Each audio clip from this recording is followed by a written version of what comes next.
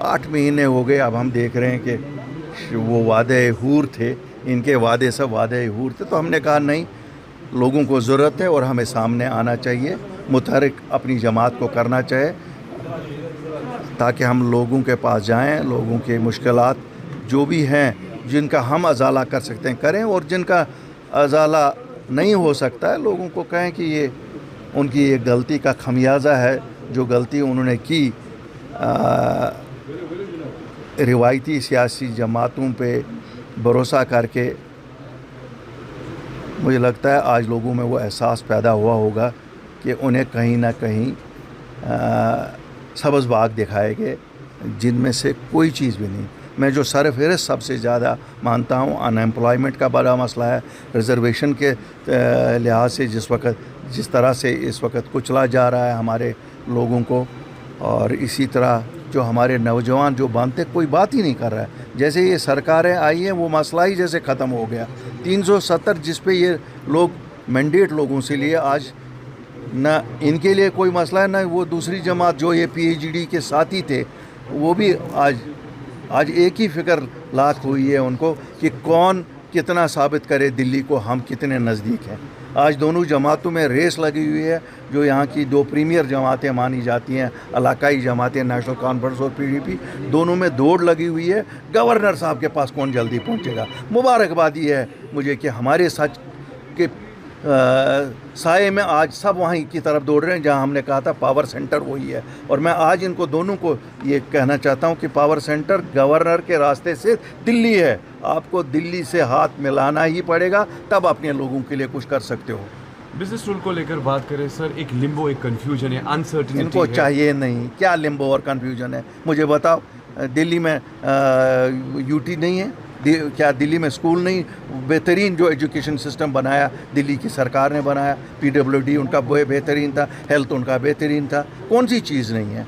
मैं तो आप तो सब लोग ये कहते हैं। मुझे तो सबसे जो लाहक परेशानी है वो ये है कि जब हमने ज़मीनों की प्रोटेक्शन और नौकरियों की प्रोटेक्शन लाई, उस वक्त हमारा दिल्ली के साथ बाज़ाब्ता बात हुई थी, सब 15 साल डोमिसाइल को बढ़ाना होगा।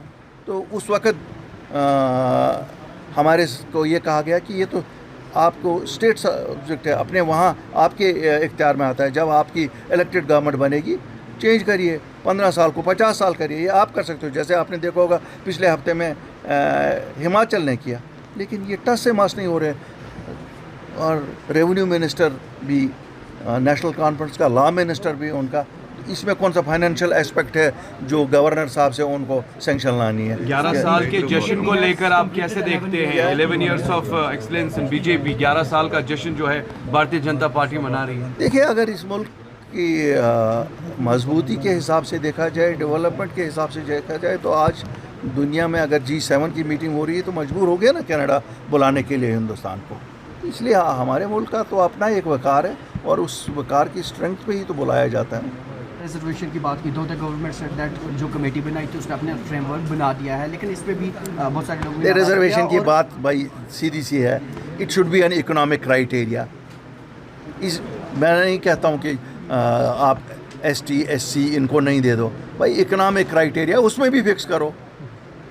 अगर मैं ST कैटेगरी से हूँ या SC कैटेगरी से हूँ और आज मेरी आमदनी 5 लाख रुपया, 10 लाख रुपया, 20 लाख रुपया मैं इनकम टैक्स भरता हूँ, तो मुझे कैसी रिजर्वेशन? वो 5,000 रुपये वाले को दे दो ना, 10,000। Economic criteria. इसी तरह शहरी श्रीनगर ख़त्म है।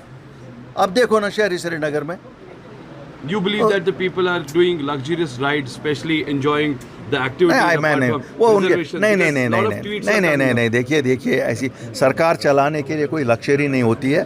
किस में जाएंगे?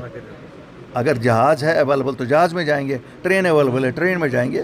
तो ये इसमें कोई लग्जरीज नहीं होती है। सरकार बज़ाते खुद एक बोझ है और ये कांटों का ताज होता है। ये किसी के लिए कोई लग्जरी नहीं होती है। मैं आपको बताऊं, जिसका ज़मीर ज़िंदा हो उसके लिए तो ये कांटों का ताज है कि उन लोगों के लिए हमें काम करना है। हम सब काम करते हैं, उनको मैंडेट मिला है और हम क्यों ना खुश हो जाएं? हमें खुश होना चाहिए। उनको लोगों का मैंडेट है। अगर हमें मिला होता तो शायद हम मुख्तलिफ़ तरीके से करते और हमारे लिए करना भी आसान था। क्यों? हमने वही वादे किए थे जो पॉसिबल थे।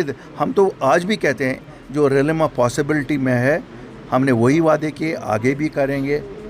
और मैं लोगों से फिर गुजारिश करूँगा कि जज्बात में आके गलत फ़ैसले जो हम करते हैं उसका खमियाजा हमारे वो बच्चे जो जेलों में पड़े हैं, जिनकी एमनेस्टी हमने वादा की थी, हमारे वो बुज़ुर्ग जो बाहर की जेलों में हैं, हमारे वो नौजवान जिनकी एम्प्लॉयमेंट का हमने वादा किया था।